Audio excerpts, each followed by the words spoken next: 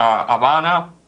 I will very briefly provide some highlights of the emergency situation in Cuba, what the national response has been so far, and the support that the UN is providing on the ground.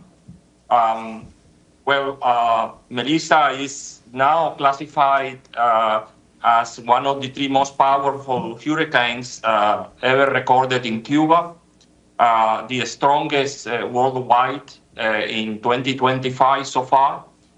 And it made landfall directly in the province of Santiago de Cuba. And for 6 hours, it battered eastern Cuba with very heavy torrential rains and sustained winds in addition to 200 kilometers per hour. And we have registered heavy rainfall across the 5 eastern provinces in Cuba, with a lot of destruction in urban and rural municipalities. Now, with respect to the preliminary assessments of the impacts of the storm, more than 3 million people were exposed to these life-threatening conditions. About 32 municipalities in 4 provinces of the eastern part of Cuba, and this includes the second and the fourth largest city in the country, Santiago de Cuba and Holguín. But this information is still preliminary. So far, no fatalities have been reported. But, however, the authorities have indicated that near 240 communities are cut off due to the flooding and the landslides. So it's really still very preliminary. In terms of damages, a lot of housing destruction broadly. Critical infrastructure also affected, including health facilities, schools, power lines. Telecommunications has been a challenge so far. Also, food production has been compromised after such extensive damage on crops and farmland. Now, in terms of the national response, despite Cuba's conditions, Cuba has demonstrated the strength of its civil defense system, which is grounded on many decades of disaster preparedness. More than 735,000 people were safely evacuated to protection centers, and many of these protection centers were schools that were repurposed temporarily for such protection centers after the classes were suspended. Still, I should say that the needs far exceed the response capacity of the country. And I think, colleagues, the eastern territories hit by Melissa are also the same areas devastated a year ago by Hurricane Oscar and 2 earthquakes, for which the UN is implementing an underfunded recovery plan. We visited those areas, and the conditions for those municipalities that were affected a year ago by Oscar are really quite severe. So the current emergency is also, I should say, compounded by droughts in the area, and also by a serious epidemiological situation with the rise in arboviral diseases.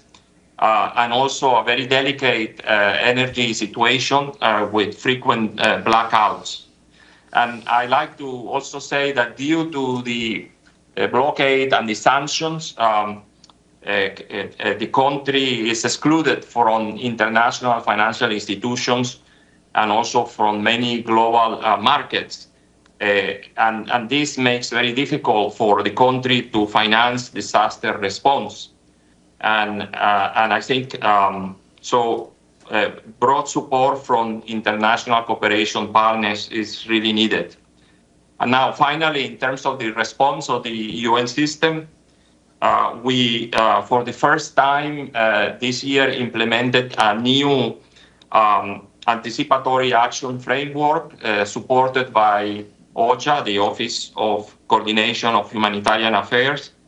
And this anticipatory action mechanism allow us to intervene prior to the event, to the hurricane impacting the country. And this is quite important for us because it helps us adapt to some of the restrictions to bring humanitarian goods to the country. So it strengthens our strategy for pre-positioning of goods in the country. And prior to Melissa hitting Cuba, about 5 UN agencies deploy pre-position assistance near the affected areas. And I think this is a very important intervention which help us make very smooth transitions towards the after-event support. We appreciate the support that the CERF, the Central Emergency Response Fund, has provided to support this mechanism of anticipatory action. The country, I think, ability to respond and to prepare and improve the pre-positioning is quite key, as I said, for a country under sanctions such as Cuba to support his humanitarian response. We have, at the moment, 2 colleagues from OCHA together with us supporting our UN country team in these efforts. Broad support is required, and for that, the UN and the national authorities, the civil defense, the local governments are right now busy preparing an action plan to assist around 2 million people who are considered to be in greatest needs across 6 different humanitarian sectors, which are food security, health, education, shelter and housing, water and sanitation, and logistics. And we are working to launch this plan in the coming days. Thank you so much. Thank you very much. And now we'll hear from Gregoire Goodstein, the Humanitarian Coordinator at Interim for Haiti.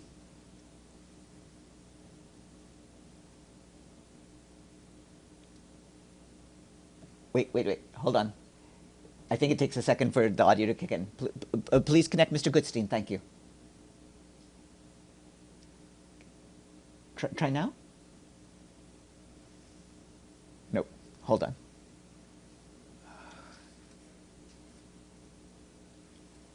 Unmute. Okay, what about now? Yeah, you're set. Yes. Please, go ahead. Great.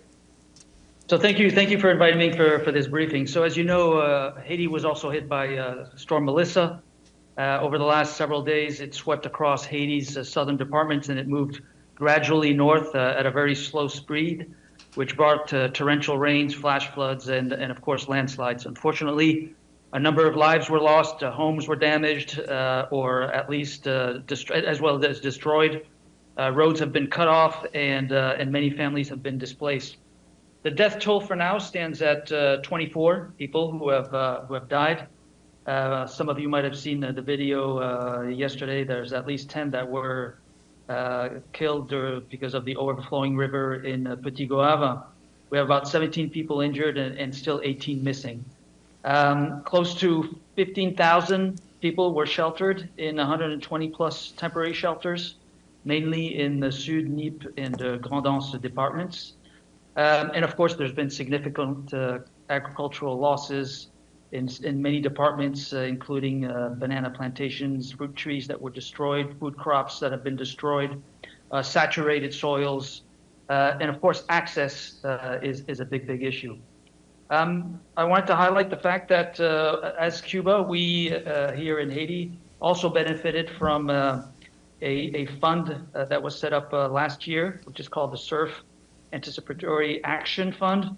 And this allowed for the unlocking of close to $4 million to ensure rapid preparedness. And I want to note that I was here during Hurricane Matthew back in 2016. And I could see that the real difference that having funding in advance, which allowed for preparedness and planning, made a real difference.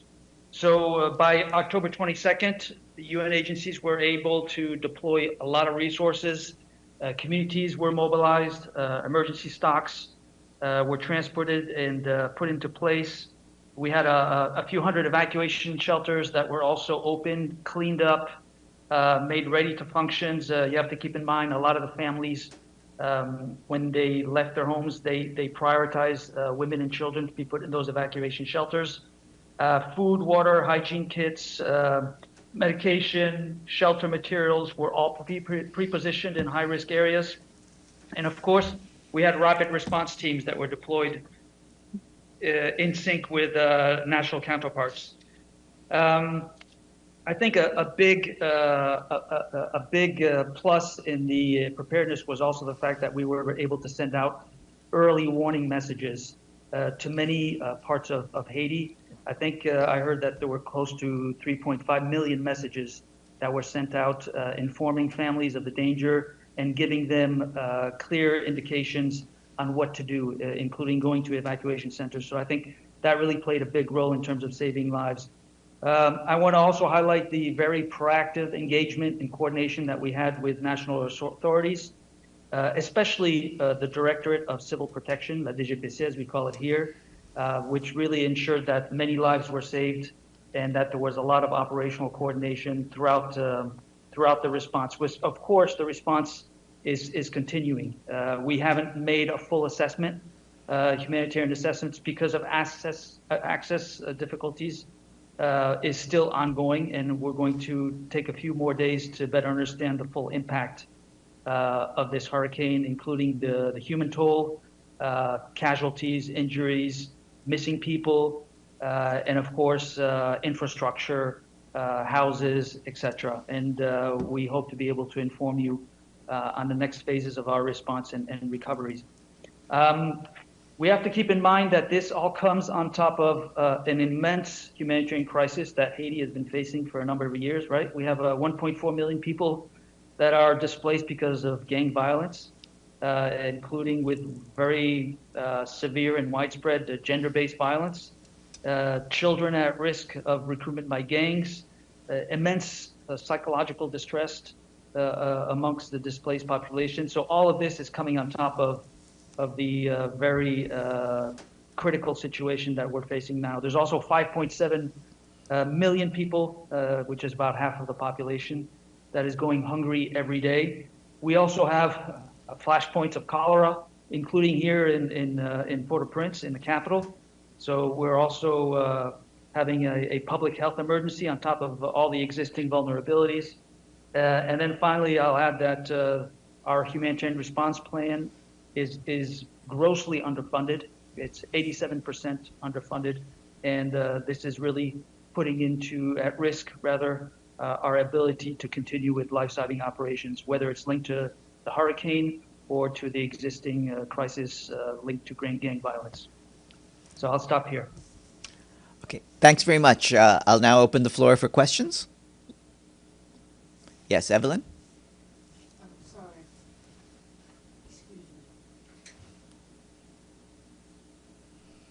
Yes, Evelyn Leopold.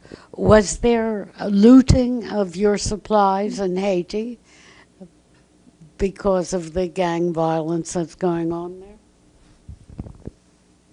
No, we haven't had any reports of any looting of supplies, nor of any supplies being redirected or taken over by gangs. That's good. Any further questions?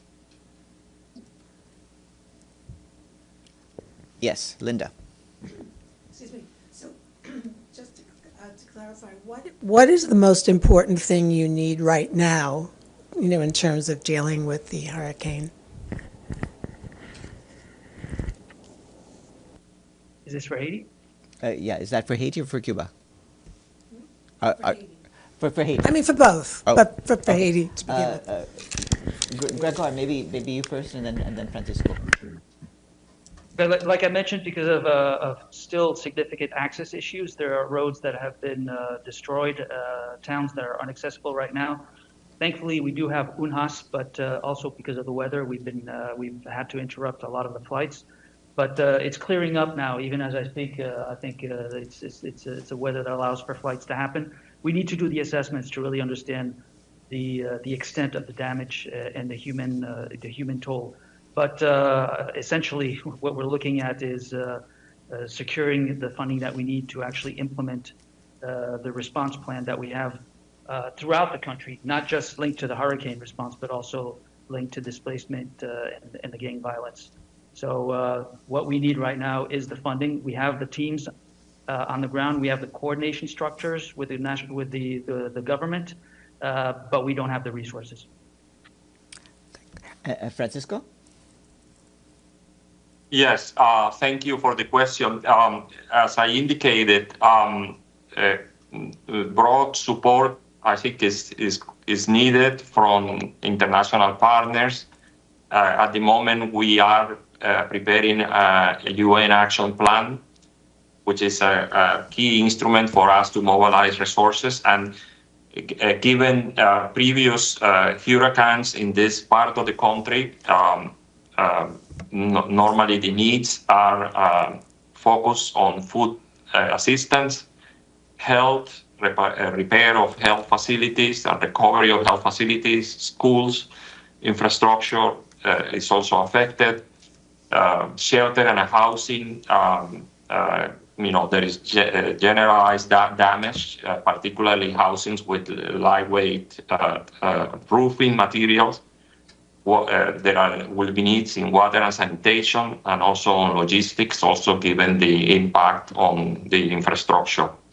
So we also are conducting the assessments. We will have different visits to the areas affected in the next few days, and we hope to complete this action plan and launch it with our cooperating partners in Cuba in the next few days.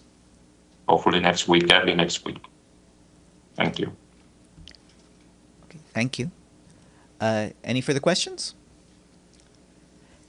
If not, I would like once more to thank our guests, Francisco Pichon, the resident coordinator for Cuba, and Gregoire Goodstein, the humanitarian coordinator at Interim for Haiti. Thanks very much, and best of luck in the days ahead. Thank you. Thank you so much. Thanks. And good afternoon, everyone. And the next briefing in this room will be at 1 p.m. with the Independent International Fact-Finding Mission for Sudan.